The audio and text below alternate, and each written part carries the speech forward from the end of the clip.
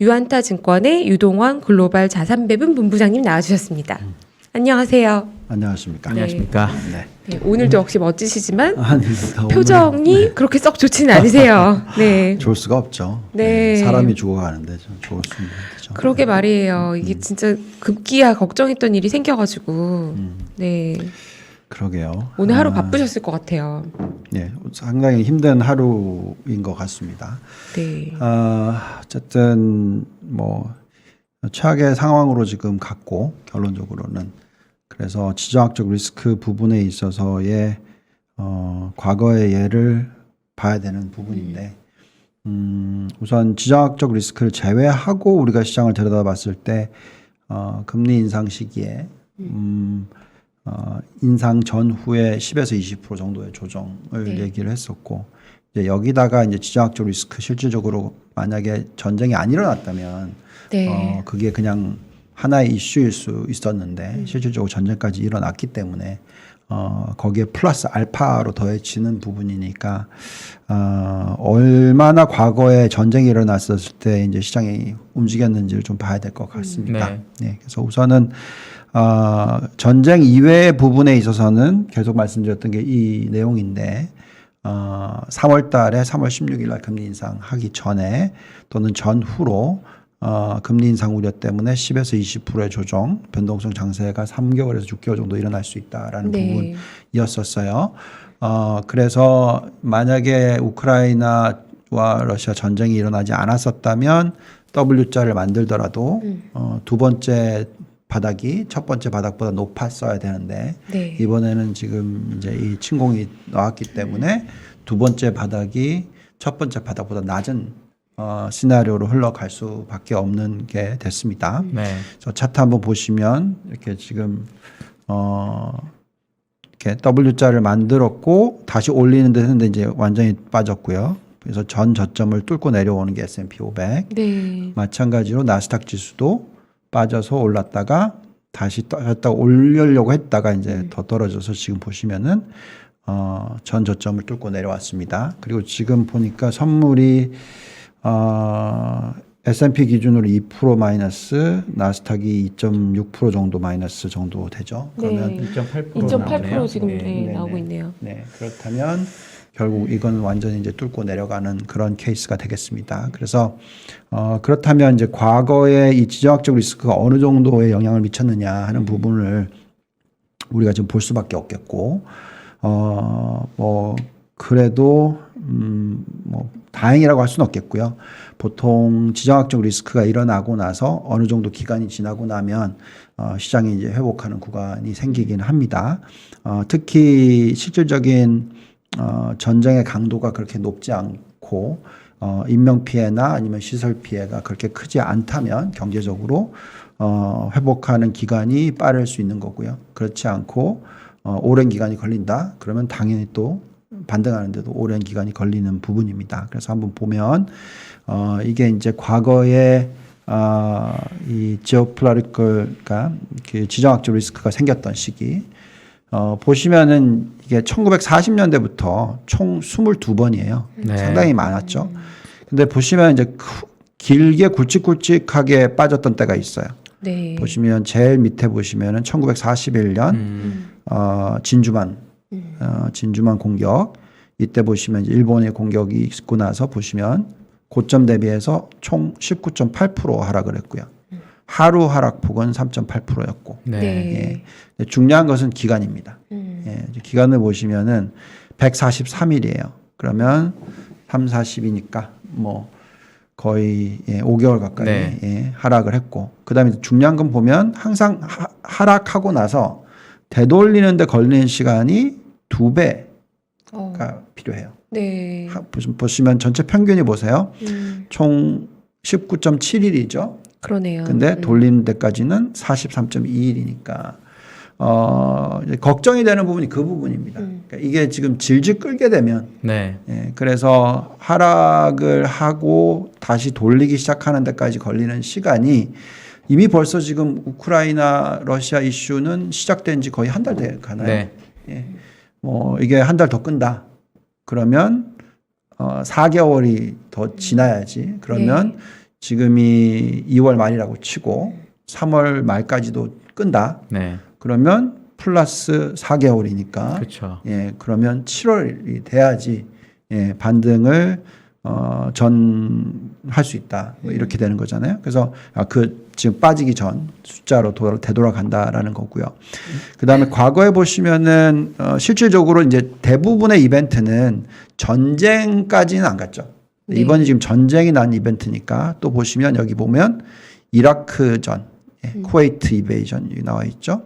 보시면은 16.9% 빠졌어요. 네. 이것도 제법 큰 폭이고 3개월이 안 되는 뭐 한 2개월 정도 되네요. 그죠?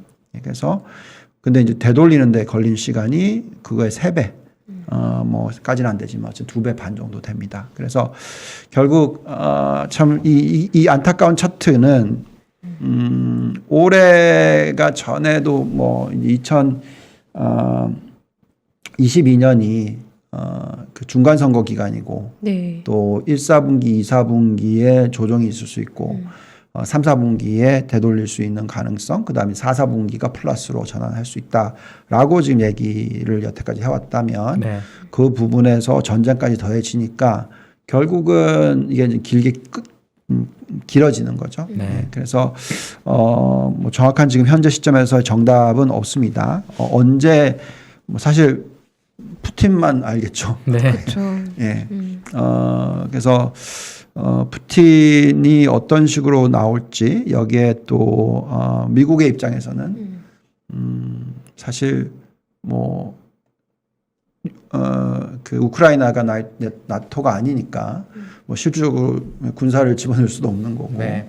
어쨌든 이 경제 제재를 통해서 압박을 넣을 거고 이 러시아 입장에서는 전체 GDP의 약 70% 가까이가 천연가스와 뭐 석유 관련된 원자재 관련된 쪽이니까 과거에도 GDP 20%가 사라졌었잖아요. 그 크림반도 때 또. 네. 그러니까 지금 보면은 그거를 한 방에 지금 네. 예. 오늘 러시아 지수 보니까 50% 빠진 네. 것도 봤어요. 네. 예, 정말 여기에다가 이제 환율까지 10%뭐 이러니까 그 60%가 사라진 네. 거잖아요. 네. 그거는 지금 훨씬 세게 지금 때리고 있는 거라서 러시아가 얼마나 버틸지 하는 네. 부분은 좀 지켜봐야 될 것 같아요. 근데 지금 여태까지 그래도 이걸 하려고 좀 열심히 예, 좀 모아놨잖아요. 네. 예, 버티려고. 그쵸. 예, 그래서 그게 걱정스러운 거고 미국은 실질적으로 군사력을 행동을 하진 않을 거고 그러면은 결국 그냥 지켜서 보면서 계속 이제 제재만 할 거니까 결국 이게 완전히 해결되는 데까지 얼마나 걸릴지 네. 저도 뭐 전혀 그거에 대한 답을 낼 수가 없는 것 같고요. 그래서 그 부분에 있어서는 지켜봐야 될 것 같습니다. 자, 그렇다면 근데 이제 한 가지 뭐 어떻게 보면 다행스럽다고 하기는 그렇고요. 어쨌든 항상 이런 이 지정학적 리스크 이벤트가 터지고 나면 그 터지고 나서의 한 달 뒤, 그다음에 또 3개월 뒤, 6개월 뒤, 12개월 뒤의 주가 흐름을 보시면 보통 한 달이 지나고 나면 플러스 1.3. 네. 예, 그리고 그 가능성 50%대. 그다음 3개월이 지나고 나면 2.1%, 58%대. 6개월이 지나고 나면 5.5%, 67%대. 그다음에 결국 12개월이 지나면 8.6% 예, 상승을 하고 75%의 확률로 상승을 한다라고 나와 있습니다. 특히 여기 보시면은 근데 이제 장기화됐었을 때 여기 보시면 이라크 쿠웨이트전 네. 보시면 계속 그냥 변동성이 있죠. 네. 예, 그리고 나서 결국 12개월 뒤에는 이제 플러스 10%이지만 그 긴 기간의 어떤 변동성이 계속 좀 이어질 수 있다. 그래서 올해가 정말 상반기가 굉장히 피곤해지는 그 느낌을 네. 계속 받고 있는 거죠. 지난주에 우리 나왔었을 때 그 펀드 매니저가 2달 지났는데 지금 벌써 네. 너무 힘들다. 힘들다고, 네. 여기 이제 전쟁까지 덮쳤으니까. 맞아요. 네, 그럼 진짜 힘들어지는 거죠. 근데 보시면 이제 골프전 때는 뭐 제법 많이 오르더라고요. 네. 네, 그래서 네. 정답은 없습니다. 예, 그래서 결국 이제 이럴 때는 이제 우리가 뭘 해야 되냐면 유가 관련주들이라든지 국가별로 어떻게 우리가 포트폴리오를 구성을 할 때 뭐 초점을 맞춰서 봐야 되느냐, 뭐 이런 부분들 신경을 써야 될 것 같고요. 자, 그 다음에 이제 이렇게 이제 전쟁 이슈가 나왔으니까 전쟁이 나왔기 때문에 이제 그럼 미 연준이 금리를 어떻게 할 거냐 하는 부분에 있어서는 그렇게 걱정하실 것까지는 없을 것 같아요. 무슨 얘기냐면 전쟁 때문에 그 원자재 가격이 폭등을 하기 때문에 네. 그래서 그 원자재 가격이 폭등을 했기 때문에 그게 인플레이션이기 때문에 미 연준이 그걸 잡으려고 네. 엄청나게 금리를 빨리 올린다. 그거는 어불성설이고요. 그건 네. 말이 안 되죠. 네. 그거는 오히려 이렇게 전쟁이 일어나게 됐을 경우에 러시아에서 생산을 하더라도 수출을 못하는 부분이 된 거니까 그러면 다른 쪽에서 생산을 막 늘리죠. 그렇죠. 예, 그래서 오버 캐패시티로 갈 가능성이 훨씬 더 높아지니까 그거를 가지고 미 연준이 금리를 빨리 올릴 거다라고 얘기를 하고 그 논리로서 뭐 시장이 엄청나게 큰일 났다 이렇게 생각하시는 건 아닌 것 같아요. 그래서 지금 보면은 미 연준이 금리를 올리는 속도에 있어서 그 10일 날 인플레이션 숫자가 발표됐을 때 비해서는 지금 현재 확연하게 금리 전망치가 낮아지긴 했습니다. 그래서 50bp에서 75bp 사이, 그러니까 0.5% 한 방에 올릴 거다. 네. 이렇게 예측하는 거는 25%까지 다운이 됐고요. 이게 일시적으로는 92, 3%까지도 갔었고. 그쵸. 예, 그래서 지금 떨어져 있는 상황이고 오는 3월 16일 날 이렇게 그 75%의 확률로서 25bp를 올릴 거다라는 얘기가 나옵니다. 자, 지금처럼 이런 에너지 관련된 이슈가 생기게 되면 제조업 활동에도 굉장히 영향을 미치다 보니까 결국 GDP 성장률을 전 세계적으로 1%포인트 떨어뜨린다라는 얘기까지 지금 나오고 있잖아요. 그러니까 결국 그렇다 그러면 부양책을 빼는 거에 있어서는 천천히 되지 속도를 더 빨리 할 정부나 중앙은행은 없을 거다라고 저는 네. 생각을 하고요. 과거에 뭐 쿠웨이트전도 그렇고 마찬가지로 다 그랬었으니까. 네, 그래서 지금 현재 시점에서는 원자재 가격이 올라가는 현상에 있어서 이게 장기화될 거라고 생각하기보다는 공급이 많이 올라올 거니까 이 전쟁 이슈가 좀 안정을 찾게 되면 바로 가격이 빠르게 떨어지는 현상이 대부분 과거에 나타났기 때문에 그런 부분에 있어서 좀 신경을 쓰셔야 된다라는 부분을 말씀을 드리겠고요. 그러면 이제 12월 달까지는 어느 정도의 금리를 올릴 건지에 대한 예측은 이 정도로 나오고 있습니다. 현 시점에서. 5차례의 1.25% 인상 가능성이 이제 75% 정도, 6차례가 이제 77.9%, 78% 정도. 그래서 올해 연말까지는 1.25에서 1.5%까지 올릴 거다라는 것이 이제 대다수인 것 같고요. 자, 그렇다면은 이제 이걸 가지고 장기 금리가 어떻게 되고 여기에 따라서 장단기 금리 차가 어떻게 되고 저희가 이제 항상 말씀드렸던 건 이제 전쟁을 제외시켜 놓고 요것만 봤었을 때는 10년 마이너스 2년의 그 금리 차가 마이너스로 전환이 되고 나서 그 이후에 약 17개월 뒤에 경기 침체가 왔었다. 전에 보여드렸었고요. 네. 네. 그 다음에 10년 마이너스 3개월. 이게 마이너스 전환되고 나서 제 기억으로는 16개월 네. 그 정도 되고 나면 경기 침체로 넘어갔다. 네. 그래서 이제 이 정도 금리를 1.5%까지 올렸다고 치면 미국의 지금 현재 10년 국채 금리가 1.88 정도 되죠. 네. 예, 그래서 이 장단기 금리 차가 역전될 것 같아 보이진 않죠. 연말까지는. 그리고 내년 말 정도 되면 될까 말까고요. 그런데 이제 한 가지 우리가 얘기할 수 있는 부분은 이 부분인데요. 결국 10년 국채 금리가 3%대까지 올라갈 거라고 저희는 생각을 해요. 왜 그렇게 생각을 하냐면, 이번에 이 러시아와의 어떤 사태로 인해서, 점점 더 이제 셰일가스 공급이 늘어나고 있는 건 사실이죠. 네. 팩트가 지금 리그 카운트라고 해서, 그게 지금 벌써 이제 500개를 넘어섰고요. 물론 과거 이맘때쯤에는 거의 800개 정도 됐었으니까 충분히 거기까지도 갈 수 있을 것 같고요. 네. 그다음에 지금 송유관 부분에 있어서 프로젝트 2는 안 하기로 했고, 그죠? 그렇다 그러면 결국 유럽의 입장에서도 당연히 이제 미국 쪽에서 갖고 오는 부분에 있어서 어떤 활로를 만들 거고요. 그러면 미국은 어떻게 보면 재정 적자 부분에 있어서 지금 정부 재정 적자가 이번 달 나온 숫자 보니까 흑자 전환했지 않습니까? 네. 자, 그래서 금리가 좀 더 올라갈 수 있는 룸의 그 어떤 여력이 생겼다는 거는 저희는 뭐 인정을 하니까. 네. 자, 그렇다 그러면 이제 장기 금리가 언젠가는 3%에 도달할 거다라고 생각을 하고요.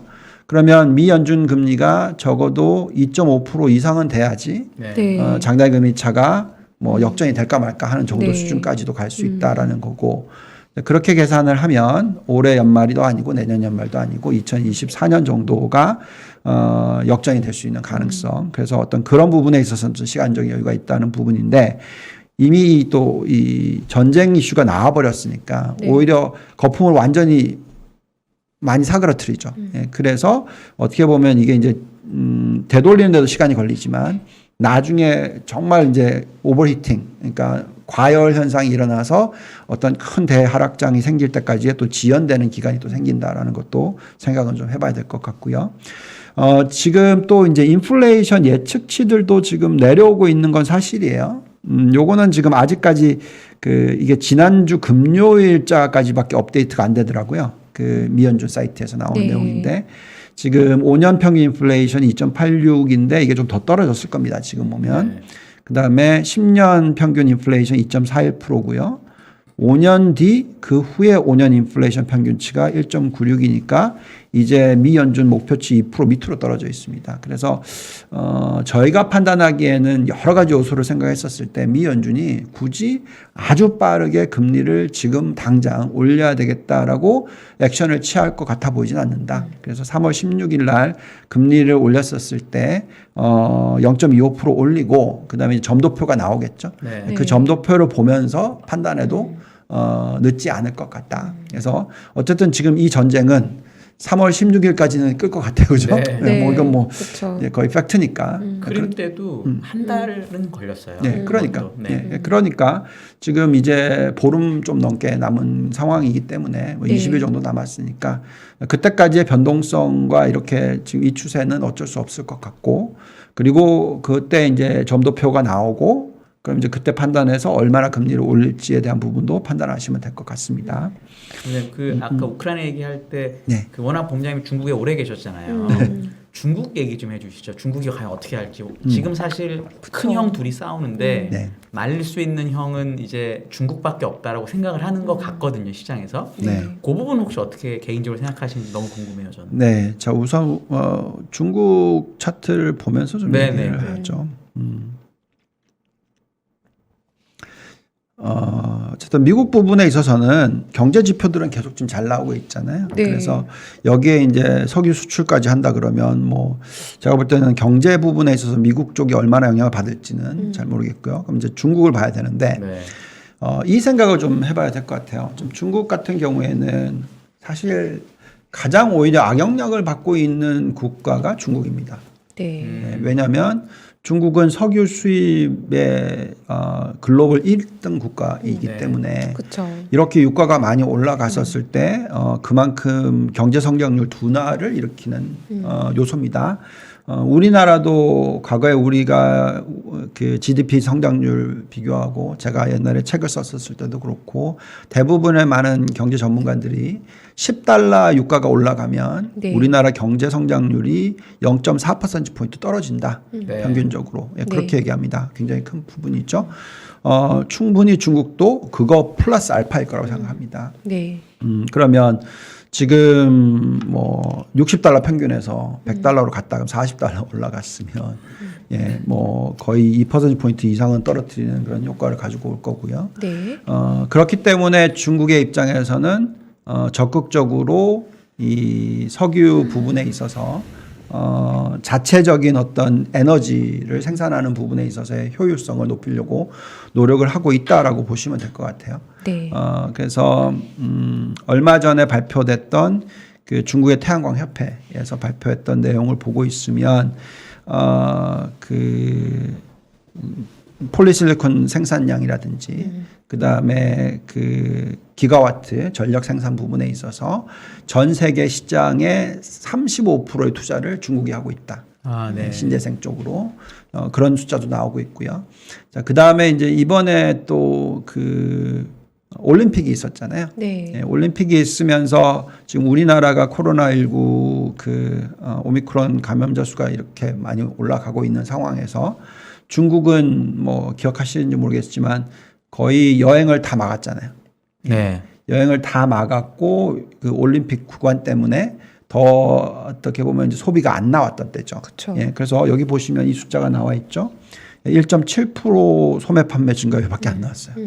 이건 정말 낮은 숫자죠. 네. 예, 그래서 요 숫자가 지금 아마도 이제 이번에 이제 올림픽 끝났으니까 그리고 패럴림픽 끝나고 나면 그래도 이제 3월달 숫자부터는 어느 정도 소매 판매를 높이려고 하는 노력들이 있을 거고요. 네. 자, 그래서 사실 중국 시장이 오늘 이 전쟁 이슈가 땅 터지기 전까지만 하더라도 좀 이렇게 버텨주고 네. 올라가는 추세를 보였어요. 예.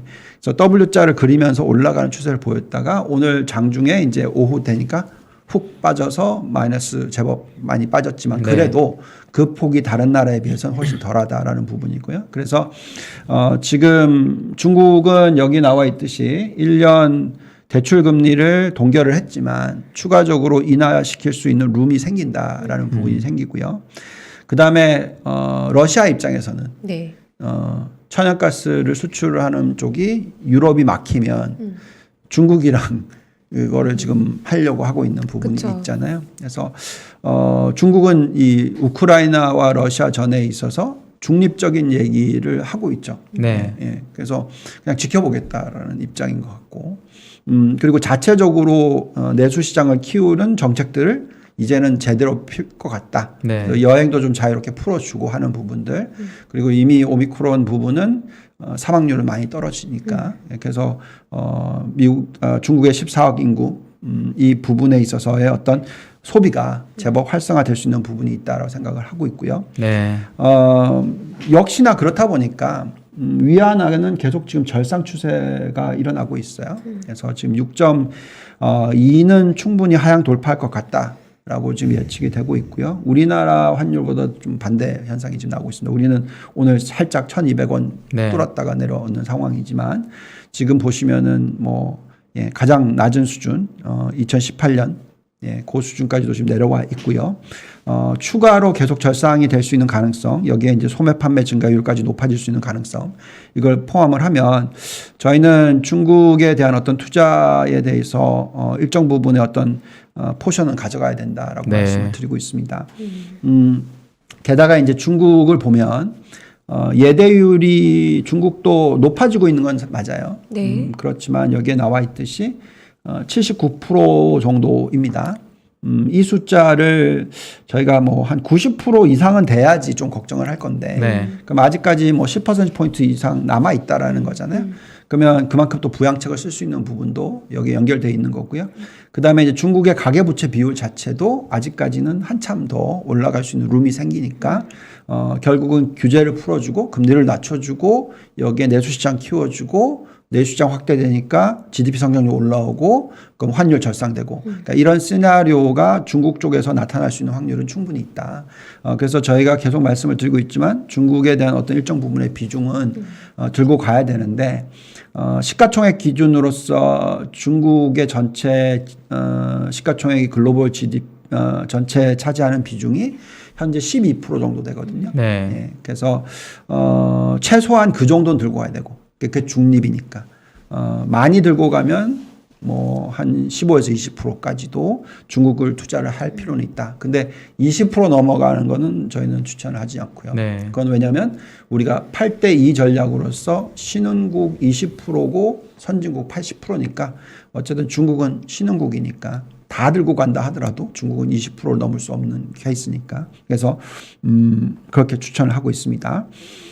지금 중국 증시만을 놓고 보면은요, A50이나 뭐 CSI 300 그리고 상해 종합지수, 심천 종합지수 다 어느 정도 상승 여력이 있다라고 지금 나오고 있고요. 게다가 이 국가의 지수들은 다 지난 1년 동안 상당히 많이 쉬었던 부분, 네. 그러니까 코로나19가 땅 터지면서 빠졌다가 되돌아왔지만 그 이후에 계속 어떻게 보면 미국보다는 훨씬 더 긴축적으로 갔었기 때문에 시장 자체가 그렇게 많이 움직이지 못했습니다. 첫 해만 오르고 지난 1년 플러스 알파 동안에 계속 옆으로 기거나 빠지거나 하는 모습을 보였었으니까 지금 타이밍상으로는 중국에 대한 관심은 가져볼 필요가 있다라고 생각을 하고요. 연결시켜서 한번 볼게요. 네. 러시아 입장에서는 당연히 이 천연가스 수출 부분에 있어서 유럽 쪽에서 이제 중국 쪽으로의 연결을 하려고 하는 것들을 만들 거고요. 네. 그거는 지난 1년 내내 그런 뉴스들이 나왔었고 얼마나 그걸 활성화시킬지는 정확하게 모르겠어요. 근데 어쨌든 기본적으로 중국의 입장에서는 미국발 어떤 그런 어려움을 겪으면서 유가 부분이 올라간 부분에 있어서 마이너스 영향을 어떻게 해서든지 러시아와의 관계를 해가지고 낮추려고 할 것 같은데 그게 어떻게 연결이 될지 정확히 정답은 없습니다. 어쨌든 지금 중국이 밝힌 내용을 보면은 사실 그 신장 지역이라든지 이런 국경 지역의 어떤 여러 가지 이슈들이 있잖아요. 네. 그래서 러시아가 저렇게 행동을 하면 그걸 또 다 오케이를 하기에도 굉장히 부담스럽기 네. 때문에 그래서 지금 중국의 입장에서는 조금 약간 중간에 갇혀 있는 그런 느낌일 수 있을 것 같아요. 그래서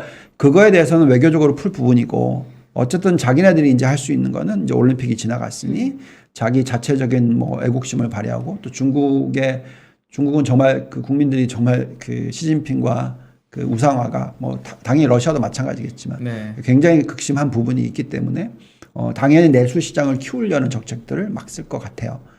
충분히 그럴 수 있는 여력도 있고 힘도 있기 때문에 지금 현재 시점에서는 충분히 그럴 것 같습니다. 네. 그래서 어떻게 보면 이제 이런 정신 없을 때 중국에서 나오는 숫자들이 좀 좋은 숫자들이 나올 수 있는 가능성이 충분히 있지 않을까라는 부분이고요.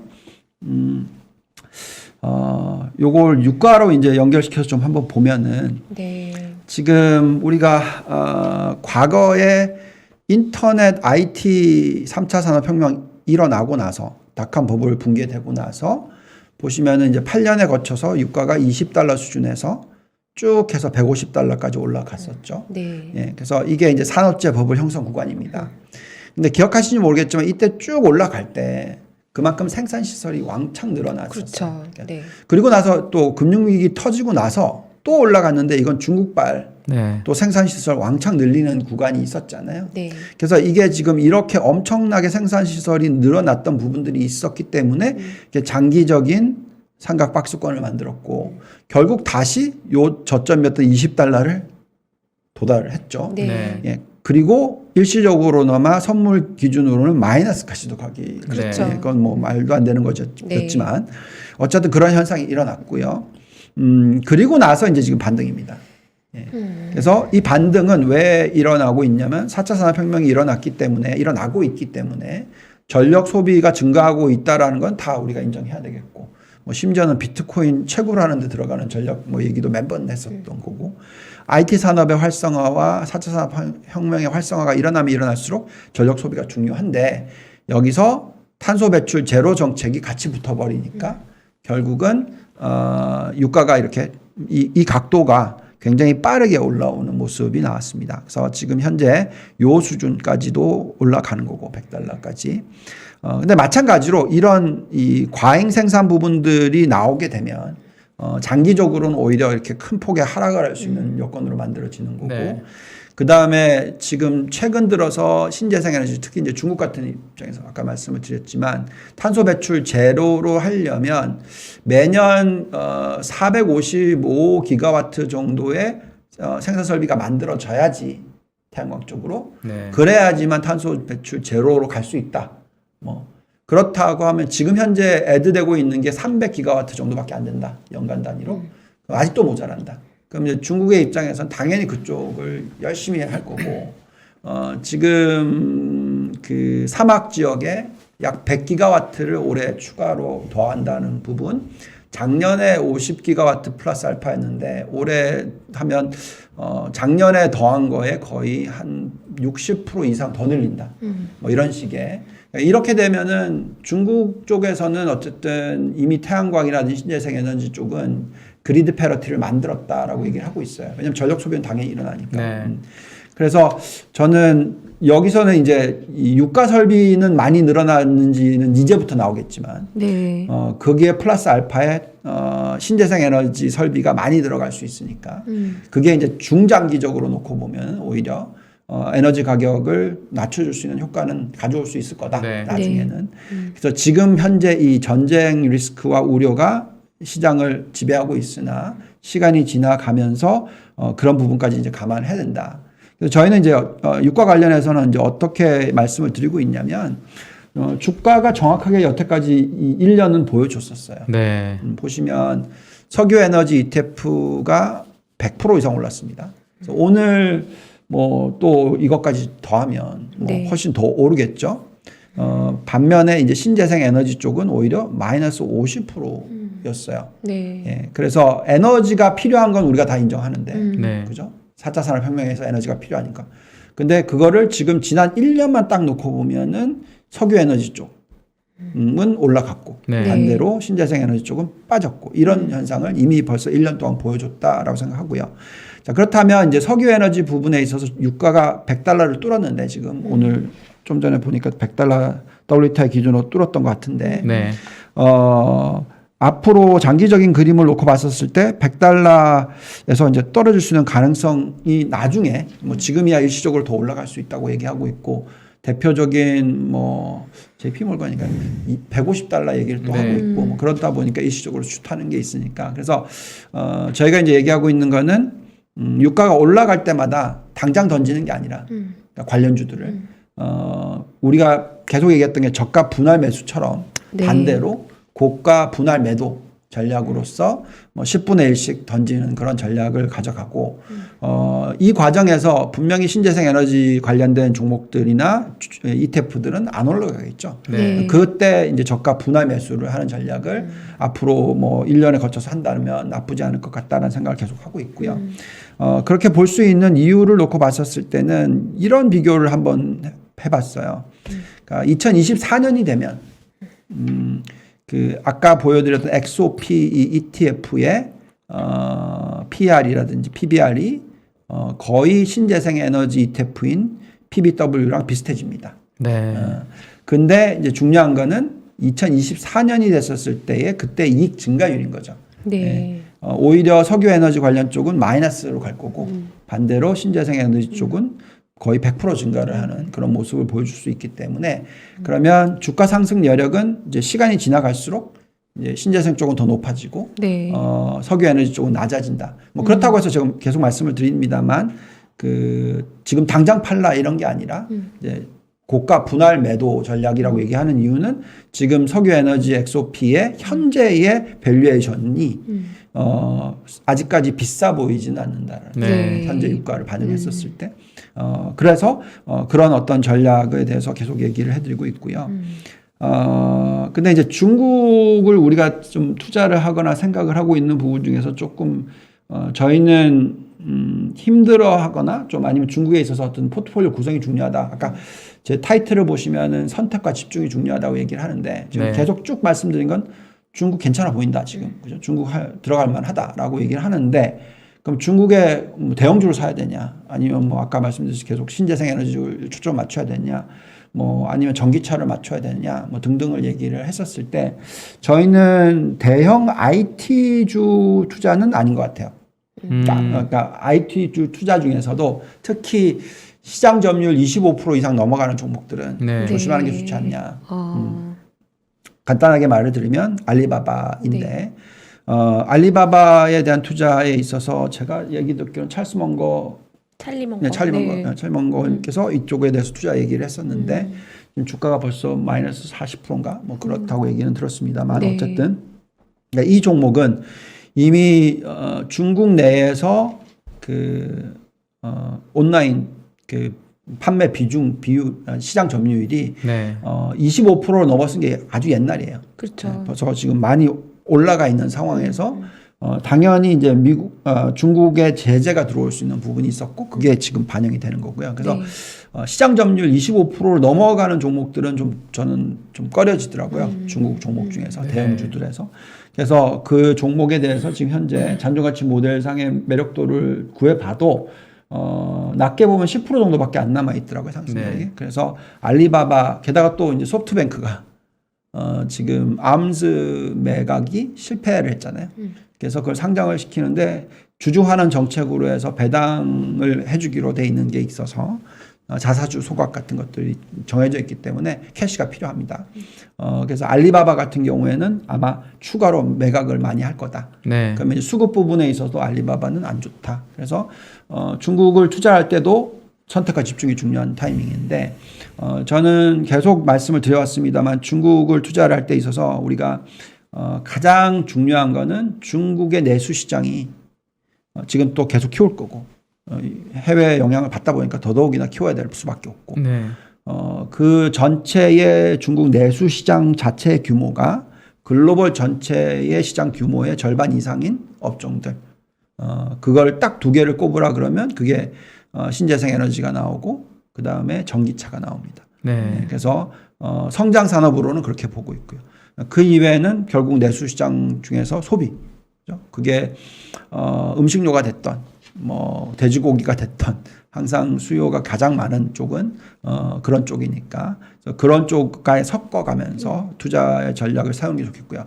대신에 항상 제가 말씀드리는 거는 시장 점유율이 25% 넘어가는 종목은 터치를 안 하는 게 좋겠다. 네. 그렇게 좀 정리를 해드리겠습니다. 지금 사실 이 숫자를 보고 있으면 미국의 입장에서는 어쨌든 신재생 에너지를 중국을 쫓아가기는 늦었어요. 예.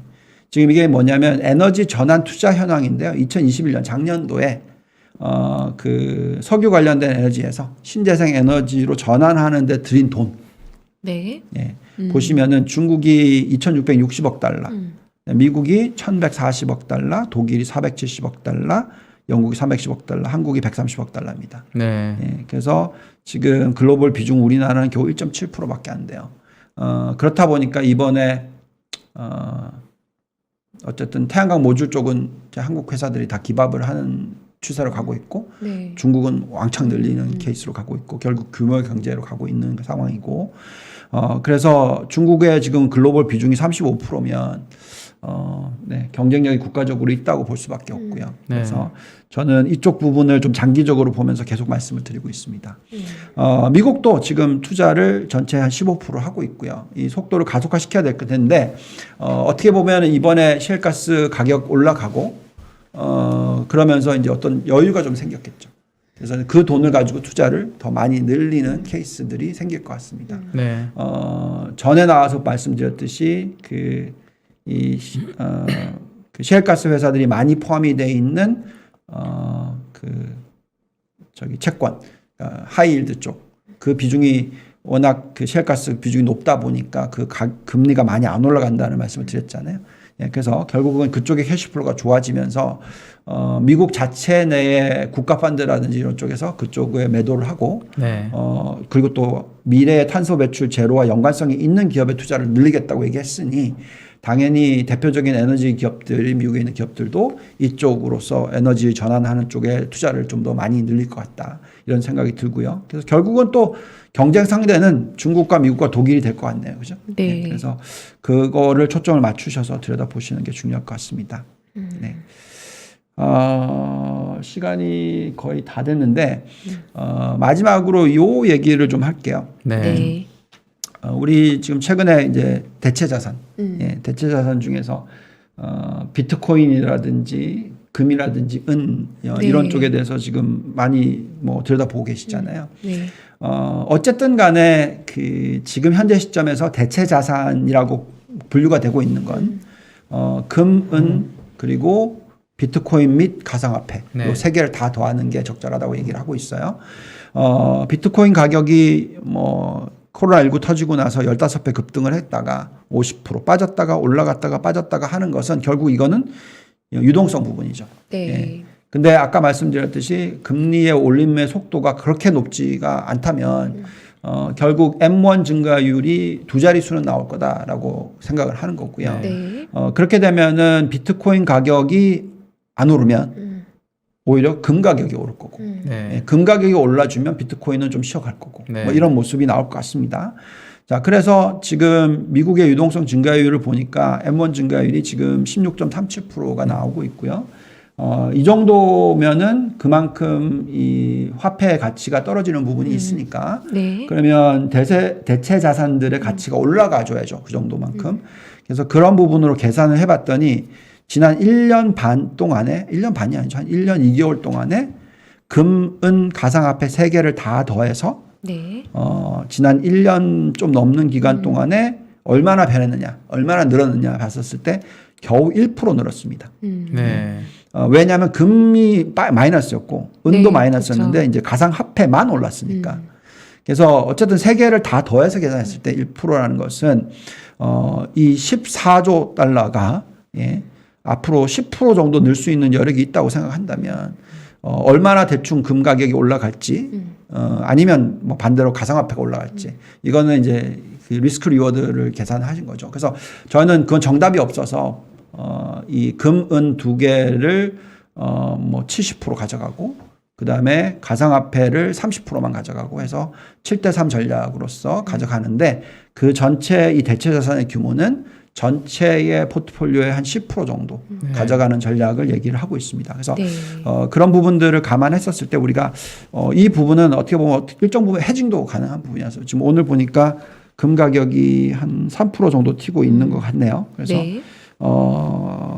이런 부분들을 감안하시면서 정말 힘든 기간이기 때문에 포트폴리오 구성을 할 때 있어서 선택과 집중이 중요할 것 같고 네. 그리고 항상 너무 급하게 결정을 내리시지 마시고 이 전쟁이 지나가고 났을 때 어떤 모습일까? 네. 이거에 대해서 자꾸 생각을 해야 될 것 같아요. 지금 전쟁이 일어나고 있는 상황에서의 모습만 초점을 맞추다 보면 또 그 패턴이 어긋날 수가 있으니까. 네. 그래서 어떻게 전개가 될지를 지켜보면서 좀 긴 템포로서 시장을 좀 들여다보시기를 바란다라는 말씀을 드리면서 네, 아무튼 참 힘든 하루지만 네, 네. 수고들 하셨습니다.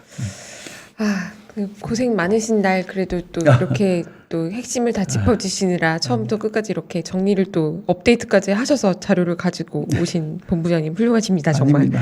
네. 근데 지금 오늘 장을 보니까요. 네.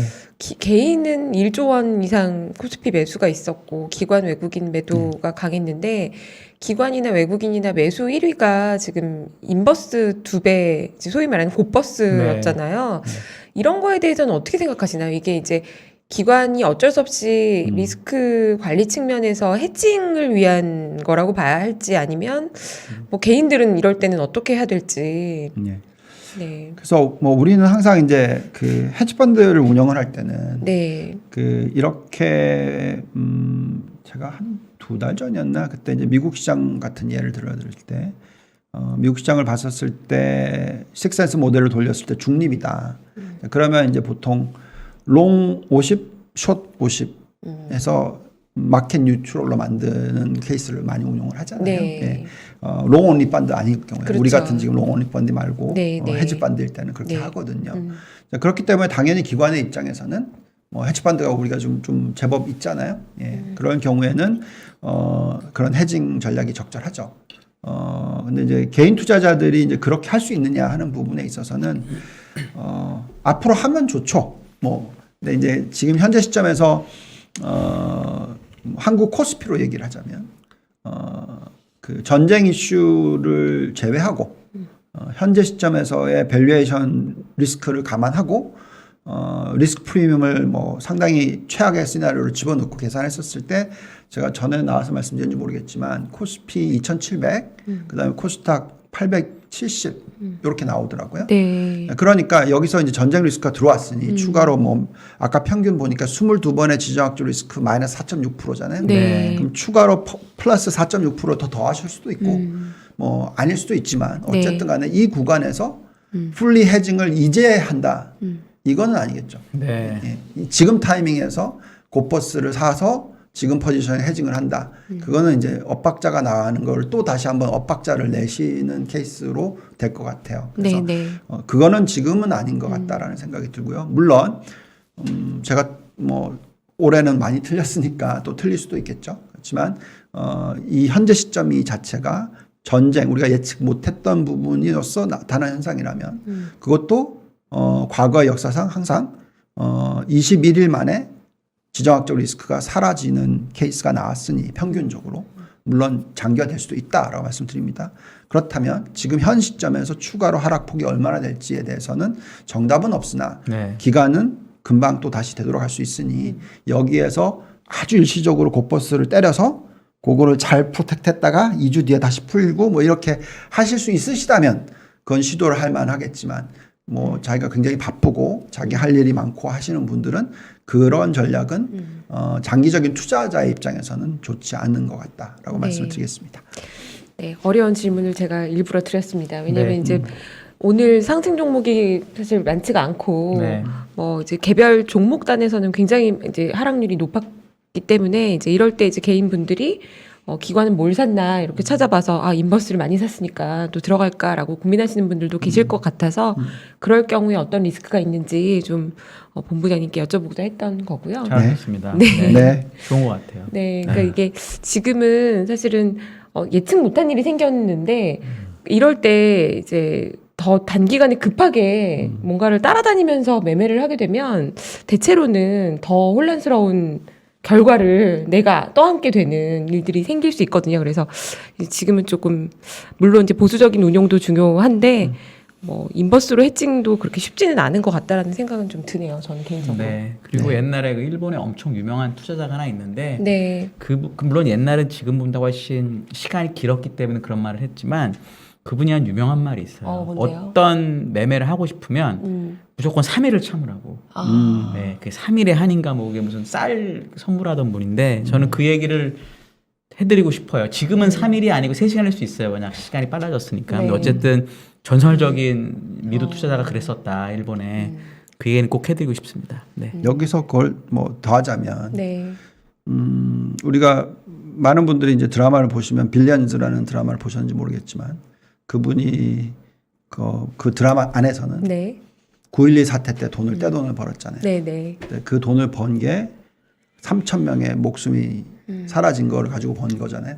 그래서 결국 우리가 지금 여기서 하락 배팅을 한다는 거는 전쟁이 더 가시화돼서 더 많은 사망자가 나고 피를 흘려야 되는 거를 배팅을 하시는 건데 그게 맞을까? 물론 당연히 프로텍트하는 건 중요하겠죠. 자신의 포지션에 대해서. 네. 그 정도는 한 번은 생각해 볼 필요가 있지 않을까 정도는 네. 말씀을 드리겠습니다. 네, 알겠습니다. 네, 오늘도 역시 본부장님께서 잘 설명을 해주셨고요. 네, 힘든 하루 보내셨을 텐데 저녁에 이렇게 이제 고생해 주셔서 감사드리고 이만 보내드리도록 네, 하겠습니다. 알겠습니다.